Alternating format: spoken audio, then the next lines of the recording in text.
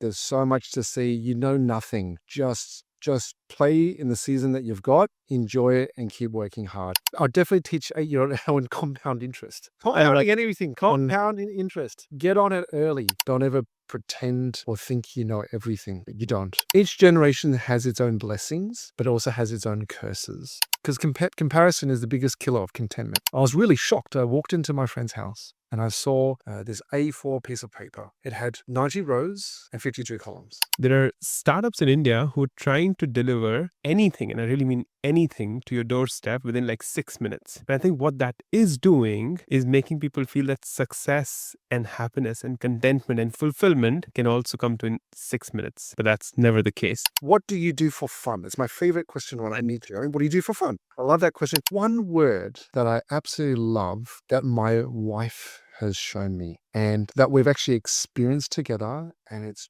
changed me forever. And it's the word.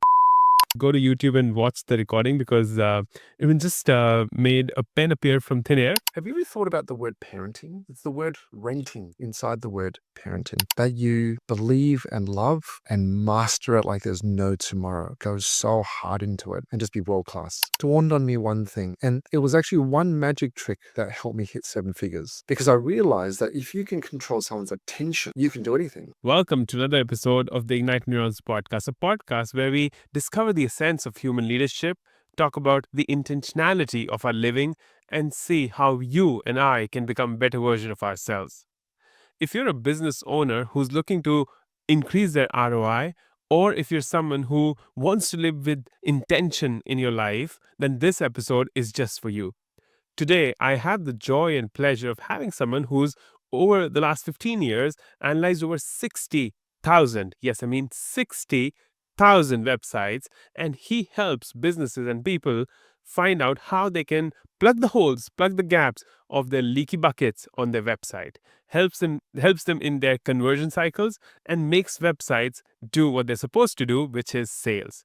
But in our conversation, more than just human design, website design, and how to create these amazing websites, we spoke about how do you really understand the paradox of instant and delayed gratification, how do you create a life that is lived with intention, and how do you keep learning from the stories that you've had to shift your mindset, to shift the perspective with which you go on and live your lives.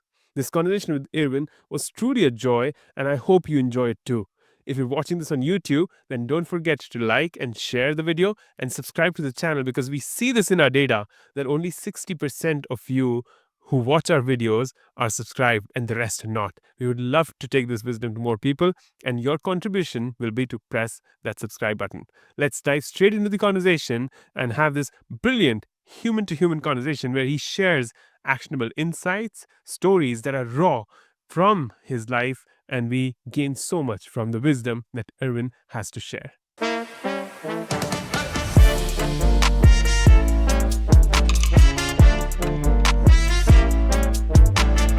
Hey Irwin, I'm looking forward to this conversation today, and thank you for spending this time with us today.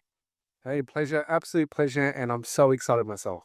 Absolutely. And the first question that we open up the podcast with, because it's more than just the title that meets the eye, and so we want to go deeper. And so if that 8-year-old Irwin were to be looking at you right now, what kind of conversation do you think would emerge between you and that 8-year-old dreamy little boy? 8-year-old Irwin, wow. I love that question, actually. There's so many things I would say to that 8-year-old Irwin. I think the first thing that comes to mind, I'd be like, just keep your head down, keep working hard. Like, don't give up. Life, like, there's so much ahead of you. There's so much to see. You know nothing. Just play in the season that you've got, enjoy it, and keep working hard, sort of thing. I'd teach or even tell 8-year-old Irwin delayed gratification. Delayed gratification. Like, don't go for the big wins now. They will come. Be a bit more humble, I guess, in those kind of ways. I'd definitely teach 8-year-old Irwin compound interest. Compounding anything. Compound in interest. Get on it early, really fast. So hopefully I could look now and go, oh, that's a nice little pot of things. But not just in finance, but compound knowledge. Just learn as much. Keep soaking. Keep learning. And one thing I actually said to my sister during her wedding speech is always remain teachable. Don't ever pretend or think you know everything. You don't. So surround yourself with people who will bring out the best in you. And yeah, so there's so many actually. Wow. Swells back to what an 8-year-old would even look like. Actually, and look after your hair. You're going to lose it one day. I started the company when I was like, hair was down here. Like, this is how hard I've been working, Perfect. So just maybe just stop wearing hats or something. Yeah. No, I mean, a few minutes into this conversation, and I'm going to kind of, even before I reflect on what you've just shared, I'm going to ask our listeners to get that diary or get that notebook out because you've shared so many powerful things. You know nothing, delayed gratification, compounding, the power of compounding. Then you spoke about taking care of your hair. I think that to me is, I'm also going through that journey and I'm still losing a little bit on that. And then the final thing that you shared was, yeah, just stay in that game and work really hard. But this whole idea, even about delayed gratification, I think we as a society, I feel, and I love your thoughts, we're moving far and far away from it. How do you think it plays now as you see the world, the social media? And I know you've your LinkedIn says you've evaluated some 18,000 or even more websites. So I'd love for you to share what do you think is the play between this instant gratification and the delayed gratification that you're speaking about? Yeah. Wow, it's a big question because it's a question that my missus and I have been talking about because we have kids. And we look at the different generations, and each generation has its own blessings, but also has its own curses. And so I'm not saying one generation is better than the other. I think we just have things that we've been blessed with and other things that we just have to learn how to work through. Delayed gratification. I think we're in a society now where everything is so instant, so quick, so fast. So, how do I get your attention? It's and also what do they call the Instagram life? And you wonder why mental health issues are also going. I mean, I'm not saying that. I'm not a scientist. I don't have the data, but I'm just saying we used to live much more simpler lives. We're happier. We couldn't compare because comparison is the biggest killer of contentment. Right? I couldn't compare because I have no idea what's going on in your life. I don't know when you bought your new car, your new house, or when you went on that holiday to Fiji or sipping cocktails on some island. I don't know. So I can't be crushed. But in the same breath, I want to make sure I'm happy for others as well, right? About that. But I think instant gratification does kill us now from what the future will be in terms of saving up, looking out for the next generation and whatnot. But I'm also caught between another life where my family, they're migrant family. They came over to this country, and I'm really thankful for everything they've ever done. Every sacrifice they've ever had is for me. In the same process, I'm doing the same thing for my kids, but I'm in a different position. I can speak the language. Financially, I'm in a very different place to what my parents were. I didn't have to work multiple jobs at crazy hours. I still sometimes feel really guilty when I say, "Oh, hi, parents, can you look after our kids so we, as in my missus and I, we can go and enjoy ourselves and eat in nice luxury places or go on a trip?" That would have been a dream for them. Absolute dream. That's not even thought of. And so I think when it comes to, a delayed gratification, I think there's a side where I want to make sure I'm not being all YOLO. Mm. But I also want to make sure I'm also living as well, because here I am also meeting friends Mm. who we had one friend.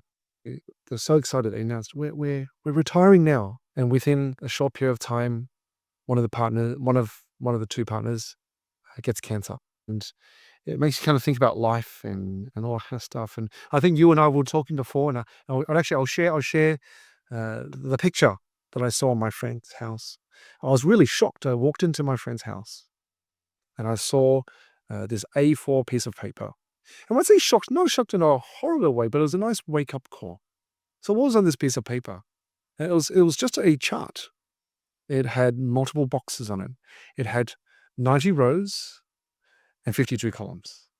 And at the top of it actually said 90 years of your life in weeks. And that's what it is, like 90 years and 52 columns to represent each week. And every week that passed, my friend would cross a box. And being whatever age that person was, I could see that the boxes were, crossed off. We'll call it half, for a better word.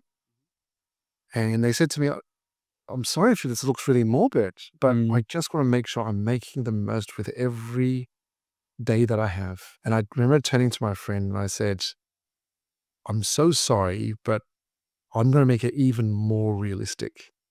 Because my question to you is, who says you even have 90 days? 100%. Or 90 years, I mean. 100%. What if, and I just pointed to some random square, what if it was actually here? You've only got this much left of this whole sheet. And I think we both kind of sat there and I think we came to that realization that everything here is temporary, somewhat meaningless, actually. Money is here to be made, and it's not the be or end all, because my mum said once, so after a while, how many houses can you live in? How many cars can you drive? How much food can you eat? So I think delayed gratification, I think there's a time for everything. Maybe there's a book in the Bible, Ecclesiastes, which talks, I think it's Ecclesiastes 3, that talks about there's a season for everything. And so that's why I said the season for the 8-year-old Irwin is heads down, thumbs up, and keep working hard. Yeah. That's the season. Yeah. If I'm in my 20s or 30s, just keep learning, keep trying. You don't have as much risk as you think you do. Children or a mortgage or all these other things, you still have your hair, and then, but there's also time to play, because I think that's where I'm also learning that maybe I shouldn't wait until I'm retired and, let's enjoy it. So find that balance. I think that's the struggle. But also the fun part of it all, sort of thing, and discovering with each day. No one has a perfect, so let's just play the best with the cards that we've been dealt. And can I just say, as a fun one, if you do play poker, 7 and 2 offsuit is the worst hand you can get. But I've seen some people win with the worst hand because no one's expecting it. So I think everyone has a chance. Yeah. No matter what cards they've been dealt. So beautiful. Look at that. I'm going to go back to that statement. Comparison is the biggest enemy of contentment. And I think you're absolutely right in saying that, and how the generation today, they just see this highlight reel on Instagram of all the amazing things that are happening in the lives of each individual, it seems, and they don't see the sweat and the blood and the toil and the tears. And sometimes it feels, and I was in India last week, Irwin, and there are startups in India who are trying to deliver anything, and I really mean anything, to your doorstep within like 6 minutes. And I think what that is doing is making people feel that success and happiness and contentment and fulfillment can also come to in 6 minutes. But that's never the case. And for those who need to be educated, like I do, even somewhere used the word YOLO, which means you only live once. The first time I heard it, I was like, what the hell is this? Explain it to me. But then let's come back to this 90 by 52 framework that your friend was using. And as you pointed out to that box for them and said that this could be the last box, did you end up having like a deeper conversation, or what was their reaction? And why I asked this question is because there would be some listeners who would be in the box that I'm going to live 90 years. Whatever happens, I know I'll live 90 years. And then there'll be some who would be like, yes, you're right. We don't know when we'll, kind of go away. So what was their reaction maybe in the moment when they've been so diligently doing something and you've almost questioned it? Yeah. I think, see, regardless if you live 90 or if you live to, half that or quarter or whatever it is, or that box that I pointed to, the end is still the same. And I think for us, because she had this on her wall, and here's the key word, is intentionality, is being intentional with every moment. If you are intentional with every moment, I mean, let's be honest, it's almost, think of it not as time, my friend. Think of it almost like a budget. And at any time, I can literally just go, I'm going to take that budget away, right? The question is, what are you going to spend your dollars on, and how important is that? So what it really helps both of us, because I think we're both realistic with that. Life isn't just, I'll get tomorrow, we'll just wait 2 weeks. And no, it's in the now. But there's a responsibility and a sensibility that we're being responsible and sensible that we have to be now. Because what if we do get to there, but I've already spent my money here? Like, I don't want to be so YOLO that I don't want to. So it's a kind of balancing game of working hard, being responsible, for me, being a good dad, being a good boss, being a good friend, being a good mentor, youth leader, whatever it is, right? I still got to live. I still got to pay for food. I still have to pay for, mortgage and blah. But Yeah. let's not be so Scrooge McDuck and actually just enjoy, give, and just use that time to invest in things that actually matter in life. Love that. And I think COVID, actually, I'm not going to lie, as horrible as the disease is and that time and period, one of the best things was it's actually a good wake-up call that life is not just about running on the hamster wheel of life and running the rat race. But you know what? Some people are like, actually, I hate doing what I'm doing. So, and this is the tricky part. Everyone has a different level of contentment. I actually met one friend the other day, and I said to him, what do you do for fun? It's my favorite question when I meet you. What do you do for fun? I love that question because it doesn't size people up. It doesn't, Right. what do you do? Right. And his honest answer was, I love working. I and it really was. I know him so well, and he really loves his work. It's almost like it's not a work. It's a hobby Mm, that so happens to pay him. And for him, I applaud him. Well done. okay. But we are all been given life. We can choose whatever we want to do with it. Let's make it count. Yeah. Yeah. And it's a tough realization. I think this is the first few episodes that we're recording. I think we're about 7 now. But this idea of that it's a choice, it always comes up. But for those who've been able to almost bring awareness that it's a choice and the choice that we have, it seems a very easy transition. But I see so many coaches, even who are like, Utkarsh, I'm stuck on the planet 44 years, and this is my way of living. And I don't think I can change. And they're fixed in that mindset where it seems that nothing's going to influence them or allow them to find these new ways of thinking. What do you think? Like, how, and I know we're going into a much deeper terrain, but I'd love to have this conversation with you and see where this goes. Yeah. So what would you say to someone who's at, say, 45, stuck in their ways, have succeeded in the means of how the outer world perceives success, but they're hollow from inside? Yeah. Can I just share? There's one word that I absolutely love that my wife has shown me and that we've actually experienced together, and it's changed me forever. And it's the word perspective.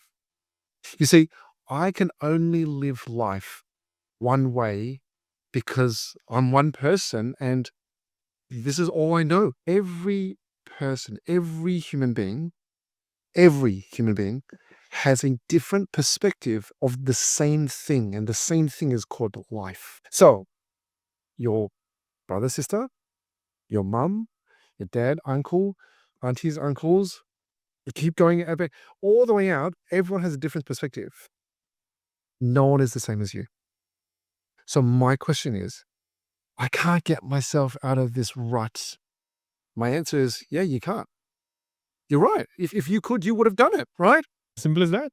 So the question is, get new perspective. Find new perspective. Do you know why we ask friends when we have problems? It's because we're asking for confirmation of a perspective or a different perspective that we can then check against ours.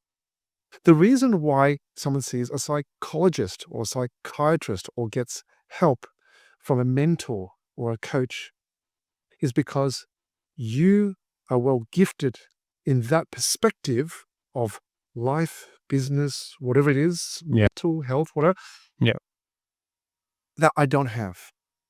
So I applaud anyone who gets a mentor, sees a doctor, has a coach, and whatever, because all you're doing is you're being teachable. Like I said before, one thing, because it's very humbling to reach out, that you're actually inviting perspective. Listening to Utkarsh, this podcast is a perspective change.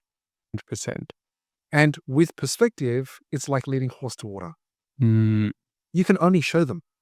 I bet you somewhere right now, they're listening to this podcast, watching us too, but then they're going to sit down after they close this podcast, or they might even pause right now and just go, wow, maybe there is someone I can talk to get me out of the situation. Usually the questions are, who do I talk to, Irwin? Like I said, your friends, family, if it's paid or unpaid, that's why, there's consultants. right. It is worth it because you cannot dig yourself out of your own hole. Yeah. Because if you could have, you You would would have. Absolutely. 100%. I love that perspective. And I sometimes also share this, that the world is nothing but 8 billion perceptions, and they're all trying to say that my perception is better than yours. And I think if we were to bring this perspective shift that you're speaking about, new things and new ideas can unlock for us.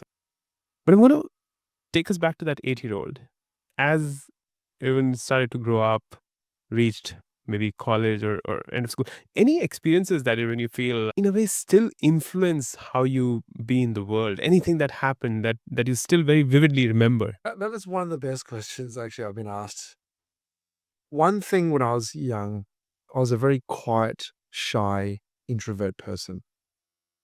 And there's actually one activity that absolutely changed me. And it was that I actually took up being an illusionist, a magician. I did magic. That's actually what changed me completely because it taught me many different skills. And when I say magic, I'm talking about like illusions. Say for example, like right now, if I had to pull out something, I'll just be like, bang, and I pull out a pen or something like that, right? I'm talking that kind of illusion, like magic, right? Because what was so unique about this, and just, well, there I go, dropped it and stuff. But what was so important about that was it taught me communication skills. Because let's be honest, I can't do a magic trick for myself. It's not fun. I want to show you. And it brings joy into other people's lives. So the mastery of communication, how to speak, storytelling, language that not only just comes from the mouth, but in terms of action through hand gestures and body language, Yeah. was one of the best things. And second to that was actually a experience of working. For me, it was working in retail. Because not only is it about communication skills, but interpersonal skills. And when you work in retail, trust me, you meet some very interesting characters. Mm, And you meet from, I don't think I need to say anything. I think you understand what I mean. But you meet some of the nice, friendliest people, yeah. but you also get some really tough cookies. Absolutely. And it's learned, and then it's using the communication skills to apply and just realize everyone is different. Everyone is unique. Everyone has a different perspective. Not everyone's wrong. It's just that they have a different way of seeing life. And so it's just knowing how to balance that and be able to articulate and communicate. So work and magic were the two biggest things for me. Beautiful. And those who are listening to this, they should go to YouTube and watch the recording, because even just made a pen appear from thin air, and then he did not drop it; it disappeared. So you should definitely look at that. I should just drop it. I was too excited in talking, but thank you so much. Appreciate No, absolutely. And it's powerful, because you see parents who are trying to push kids away from their true creative expression sometime. But as we talk about this is the big thing that you remember from your childhood.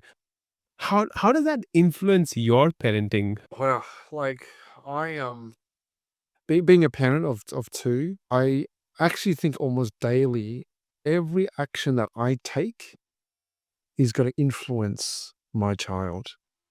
And I know that I'm the product of my environment and those around me. There are many mistakes I make, many. And so I'm very careful in even undoing things. So I'll give you an example. We're in regional Australia, my wife and I, we had a bit of an argument. It's quite a heated one.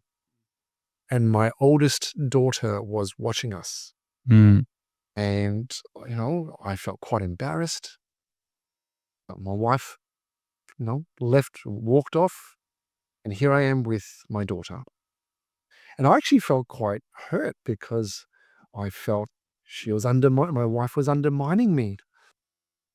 But I could see her point as well, because like all things, there's always two sides of the coin. And no one's ever 100% right. And maybe what you say is right, but maybe your attitude was wrong, or the way we conduct ourselves. And so I'm not saying she was right or wrong. I'm just, as in like she was good or bad. This was the situation we were in. It was over something really petty as well, actually. Come to think about it, I look back and I go, what wasn't even worth it, What were we thinking? So we've got to learn to pick our battles. That's another thing I tell 8-year-old. But I remember pulling my daughter up, and rather than just brushing it off and just, my wife walked off, looked after the little one, and she wasn't like storming off in a mad way, but more like, we're just got to continue doing our stuff, on holidays. But I pulled my daughter aside and I said, "Did you just see that interaction? How'd that make you feel?" And to be honest, here I'm really embarrassed.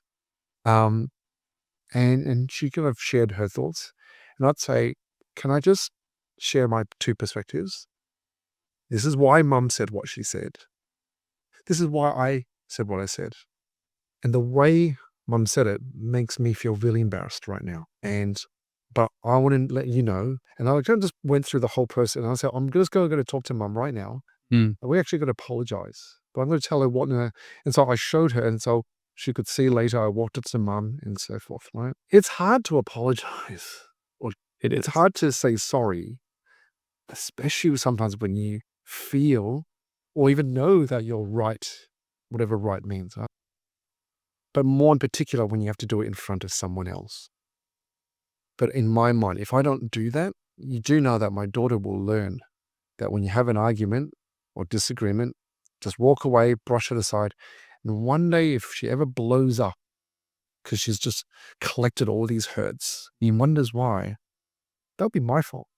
Yeah. And so I take it that seriously. So it's apologizing to our kids when we do the wrong thing.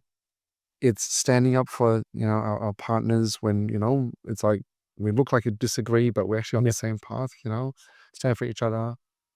And just being I always say, because I've got two daughters, I want to be like the husband that they'll find one day, or the partner they'll find one day that, they can aspire to and stuff like that.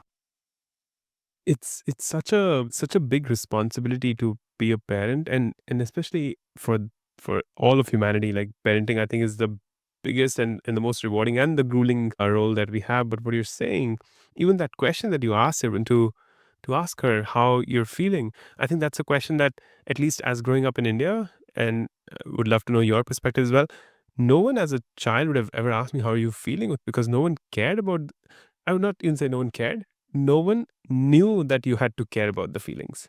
And so that made them totally away from how you're feeling. But yeah, just thoughts on that. Well, think of it this way. Firstly, we all know Maslow's hierarchy of needs. And we know there's the 5 tiers. And at the bottom is actually that kind of survival kind of level. All right. I just need to make sure. The truth is, why do I need to care about feelings when I'm trying to survive? And I think that's how I've been brought, because, again, with migrant family, you've come to a country, you don't know the language, you don't have the finances, you don't have the means, you don't have the education, you don't have anything. Got to survive. So I don't hold it against my parents or anyone who didn't ask those questions when you're in survival mode. I know if I was in survival mode, I wouldn't care about asking how you do it, because that's not to say I don't care. It's not my normal, because I just want to eat and I want to provide, because we're going to get hungry, and feelings, unfortunately, doesn't feed the family. 100%. Money does. And so that's that. Okay. And they're absolutely right. We are now in a more of abundance mode, which then kind of goes up the tiers, and therefore, the top is that, that kind of legacy and so forth. But how do I leave a legacy if I can't survive? So that's where it's knowing where you are. Yeah. understanding the past, Yeah. helping the future. Mm. And there's one thing I want to talk about parenting. It's an interesting one. Have you ever thought about the word parenting? It's the word rating inside the word parenting. My kids aren't with me forever, and they're not going to be with me forever. My job is I'm just renting for a short period of time the responsibility of being in charge of them. Love that. And when they hit, I don't know, everyone has a different age, 18, 21, 25, 30, whatever, right? Yeah. I've done my thing. The lease is over. I'm not going to be around much longer. Yeah. Do your thing. You've got to do your thing now. Yeah. Right? Your time's almost up with dad. You've got to make your own family. You've got to do your own thing. See the world. But once you're with me, under my house in this lease, or this rent, I want the best. I want to give you the best. I want you to know, to help you discover what is your purpose. I want you to fail. That's one thing I've been pushing my kids so hard. Please fail as long as you're with me. Fail as hard as you can, because what does fail stand for? First attempt in learning. So learn as much as you can with me, because I can pick you up. And I hope you keep learning, because if you think you're going to be successful, if you think you're just going to live that Instagram life all the time, you're going to come some rude shocks, because I hope you understand those Instagram photos that you take. It's the best out of 40. You take one, that's the one you see. Those 39 times, that's the learning. Yeah. Keep practicing. Yeah. That's Keep going. beautiful. Beautiful. As we're progressing in this conversation, I know we've touched upon so many deep ideas, and hopefully listeners are taking some actionables out of this. But I want to put this now into perspective, because the name of your organization, Conversion Cow, that to me was what was really like, wow, how did that name come up? So just take a few minutes to just describe your expertise and experience, and then the thought behind the name, if that. Please, thank you. Thank you so much. One last one of what I'd tell my 8-year-old. Find one thing that you believe and love, and master it like there's no tomorrow. Go so hard into it and just be world class. That's what you should do. And so indirectly, that's what I've learned. So my thing is, I fell when I was back in the day, I studied science. So, I did a master in advertising. I love everything to do with digital. And so I just so happened to fall into this kind of web design world. Mm-hmm. But I told you my love is for magic, communications, mastering attention, I guess, with my sleight of hand, that sort of stuff. And then it dawned on me one thing. And it was actually one magic trick that helped me hit 7 figures. Because I realized that if you can control someone's attention, you can do anything. So for example, right now, I can control your attention, and a bang, I pull out a pen again, right? I know if I move my pen up here, you're looking up here now. You're not looking at my face. You're not listening to me. You're not looking at your Ignite, your spark. Yeah. You're looking at this pen. Correct. But if I can master this attention, but rather than making a pen, I can make this a call to action, a phone number, a form, an offer. We can do a lot. And so I decided to master website conversion, how to get your attention and make you take action. That is it. It's as simple as that. And so I started, my initial company was called Chromatics. We've been doing websites for 15 plus years. And we've been playing around this whole psychology of attention, and how to get someone's attention, and mastery of understanding user experience and so forth. But after analyzing 60 plus, I think it's almost like 70,000 websites now, and I'm not talking 17. Ooh, 70. I think I used the number 17 personally. So I'm not talking about I'm not adding up my team members plus team member. You know how people do that? They kind of add up everyone and go, we've got 4,000 years of experience. No. Personally, I'm that insane that I've actually analyzed that many sites. I've come to realize that I'm going to call it a lead generation or sales-based website, answers 4 questions only. So imagine it. So like a magic trick, we're going to do it like almost like magic. Think of a business website. Could be an accountant, your lawyer. I just looked at a Sparky's website, a plumber, whatever. There's only 4 questions you ask when you go to these websites. Who are you? What do you do? Why should I choose you? And how do I get in touch with you? That's it. So who are you? What do you do? Why should I choose you? How to get in touch with you? Funny enough, Utkarsh, did you realize these same 4 questions are the same 4 questions I ask when I'm on a date? Or when I met my missus, I still remember I was so nervous. Oh, my hands are sweaty. I didn't know what I was thinking. And I dressed up in a suit, maybe nicer than this one, in a cafe, and I'm waiting for her. I was wondering if I could get, her attention, first thing. But the moment she sat down, I saw her. She asked me these questions. Tell me about you. What do you do? Prove whatever you just said is true. Like the whys behind, so why did you do magic? Why did you study computer science? Why, who have you performed for? Like, she was really trying to find out, the truth behind what I said. At the end, she was like, oh, actually, can I have your number? Can we go on a second date? Can I book it in now? Can I fill in the form? Well, everything I'm saying is not rocket science. It's just human psychology. Yeah. At its basic. Yeah. And so my question was, how do I make a website answer those 4 questions quickly and fast without changing the whole website? Because let's be honest, everything takes time and money. And I don't have enough time, money. And so we made Conversion Cow. Conversion Cow is a software tool that sits on any website built by anyone. It answers these 4 questions.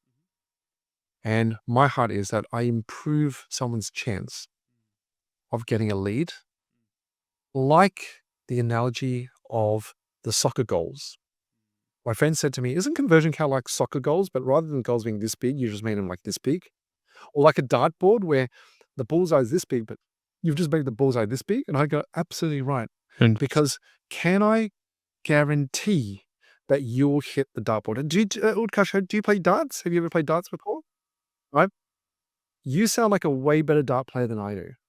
So when I think if you had, actually pulling the pen again, if you had a dart and you threw it, I think you have a better chance because you're more skilled. But even if I made the bullseye this big, does that mean you're guaranteed to hit it? No.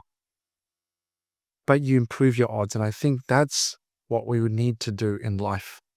Always improve our odds in everything we do. And that's what Conversion Cow is. So it's just a little pop out.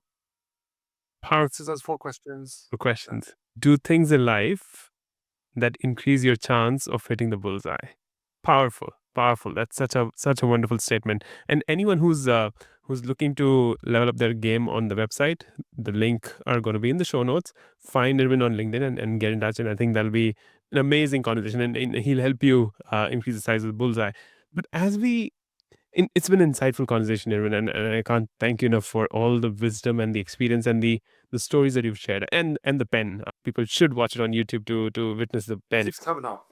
Yeah, but if we were to now go down 30, 40, 50 years, you look young, so I'm going to assume you're like 35. So 50 years from now, you're turning 85, and that 85-year-old Irwin maybe running marathons, maybe walking with a cane stick, maybe whatever stage that is. What would that 85-year-old say to you? My 85-year-old self would say to this 43-year-old person, because I'm 43, so thank you for thinking I'm 35, is I would actually say, well done for doing the same thing for the last 40 years, because you're already living it right now.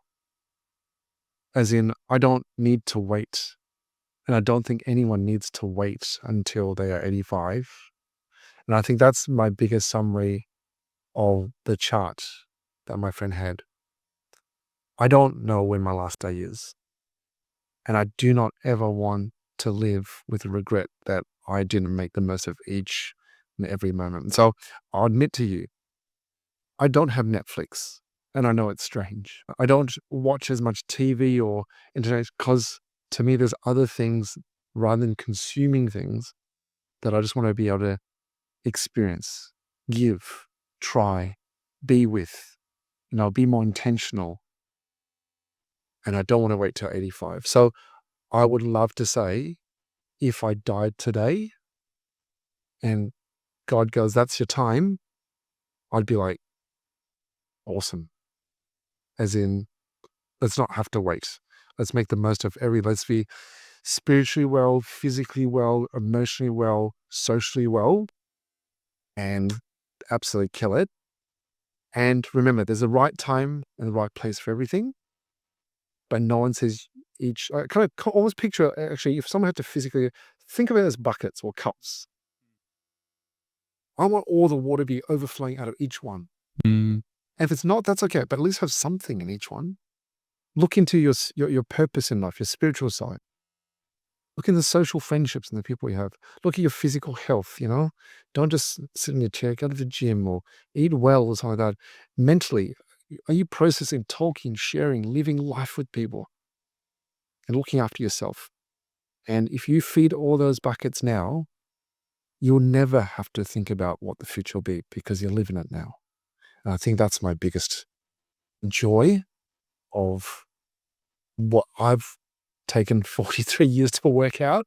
And I hope I can just do the best to inspire whoever I get to talk to or whoever is listening in this case. But for me in particular, my children, that they can also do the same and help others. So. I'm a little speechless, and I'll tell you why. It seemed throughout this conversation, and we've only spoken for like 40 minutes here, it seemed that all my mirror neurons are getting to fire, and it seems that I'm speaking to someone with whom my wavelength just matches, because when you said I don't have Netflix, I have no idea what goes on Netflix. I have my kids and wife enjoy it, and then my wife would urge me to sit once in a while with her, that Utkarsh, it's the weekend, can you come and sit and relax?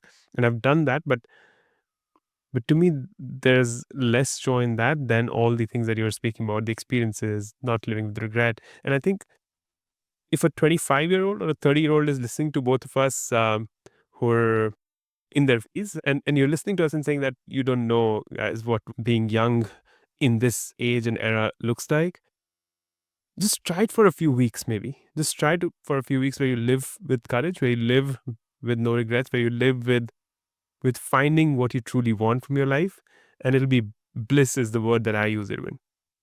Yeah. And I totally agree. There's a fine line. Just be sensible. Yeah. Be smart. Yeah. But back yourself and just do your best. And that's what you can. And I think that's it. Do your absolute best. And that's all we can expect of life. That's it. Mm. Love that. Thank you for all the thinking, the stories, the wisdom. I'm sure that people would have gotten a lot of value out of it. Here's what I'm recommending to those who are still with us. Go back and listen to this one more time and come up with 3 things. And I know we've almost, if we were to count on our fingers, I think our hands would be less to the value bombs that you've shared here, Irwin. But if you can come up with 3 things as a listener and take them and apply them to your life, I think it'll be a job well done from both me and Irwin. And Irwin, thank you again for your time. I truly appreciate it and look forward to many conversations. I think this is not the only time that you'll be here. I look forward to more. Touch, my friend. Absolutely. Take care of yourself. Talk to you soon. Thanks a lot. Bye. That's a wrap for today's episode of the Ignite Neurons podcast.